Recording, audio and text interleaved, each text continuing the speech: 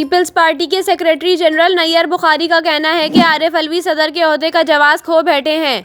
एक बयान में नैयर बुखारी ने कहा कि आरिफ अलवी रियासत के सरबराह हैं, लेकिन हाजिरियां जमान पार्क में देते हैं। उन्होंने कहा कि आरिफ अलवी के मावरा इक़दाम को सुप्रीम कोर्ट ने ख़त्म करके असम्बलियां बहाल की। वो अब सदर के ओहदे का जवाब खो बैठे हैं। पीपी रहनुमा का कहना था कि सियासी मुज़ाकरात खुले दिल से होते हैं, मशरूत नहीं होते। इमरानी सोच के तहत मकसद हुक्मरानी और इक़्तिदार में बैठना हो तो मामलात नहीं चलते। उन्होंने मजीद कहा कि वज़ीर आज़म के खिलाफ अदम एतमाद की तहरीक जमा होने के बावजूद आरिफ अलवी ने असम्बली तोड़ी। इमरान दौर की अवाम को दी गई तकालीफ और मुश्किलात का खात्मा हुकूमत की तरजीह है। मुस्तकबिल को मद्देनजर रखकर इंतखाबात का लाए अमल बनाएंगे।